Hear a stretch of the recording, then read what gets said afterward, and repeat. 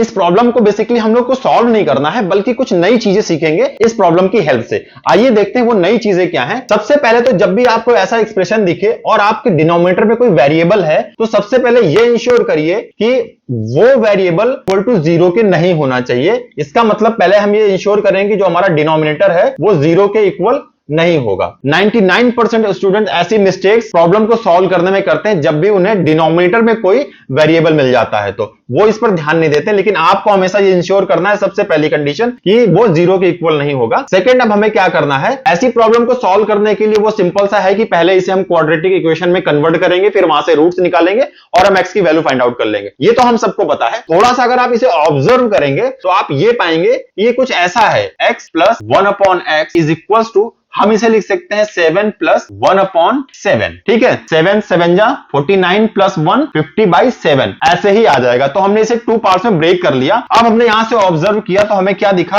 कि x की value कितनी आ गई, 7। अब एक मिस्टेक यहां से भी हो सकती है, वो क्या, कि जैसे आपने देखा कि x की वैल्यू 7 है और यहां से भी आपको दिख रहा है कि 1/x इज इक्वल टू 1/7, तो यहां से भी x की वैल्यू 7 आ रही है। आपने कहा आंसर तो हमारा 7 आ गया और यही हमारा आंसर है। बट पिक्चर का हाफ पार्ट है, अभी पिक्चर का जो दूसरा पार्ट है वो समझिए कि x की वैल्यू 1/7 भी तो हो सकती है। जी हां, बस यही आपको करना है कि x की वैल्यू या तो 7 हो सकती है या फिर 1/7 भी हो सकती है। तो यहां से x की दो वैल्यूज हमें मिल रही हैं, क्योंकि ये क्वाड्रेटिक इक्वेशन है और क्वाड्रेटिक इक्वेशन का मतलब क्या हो गया कि जो मैक्सिमम पावर होगी पॉलिनोमियल की वो 2 होगी, तो इसका मतलब इसके 2 रूट्स तो होंगे ही होंगे। तो हमने दो चीजें सीखी यहां से कि हमें पहले तो अपने डिनोमिनेटर को इंश्योर करना है कि वो 0 के इक्वल नहीं होगा, और दूसरा हमें ऑब्जर्वेशन, हमें जरूरी नहीं है कि उस पूरी प्रॉब्लम को हम सॉल्व करें, हम ऑब्जर्व करके भी x की वैल्यू फाइंड आउट कर सकते हैं। अब अगर मैं इसी एक्सप्रेशन में कुछ ऐसा बना दूं, इसको डिवाइडेड बाई x माइनस 1 कर दूं और यहां पर ये x माइनस 1 कर दूं, तब आप इसे कैसे सॉल्व करेंगे? फिर से वही हमें करना है। सबसे पहले हम अपने डिनोमिनेटर को इंश्योर करेंगे ये 0 के इक्वल ना हो, तो x इज इक्वल टू 0 नहीं होगा, एक कंडीशन। दूसरा डिनोमिनेटर हमारा x माइनस 1 है, तो इसको भी इंश्योर करेंगे कि भैया ये भी 0 के इक्वल ना हो। तो इसका मतलब यहां से ये हमें मिला कि भैया x कभी भी 1 के इक्वल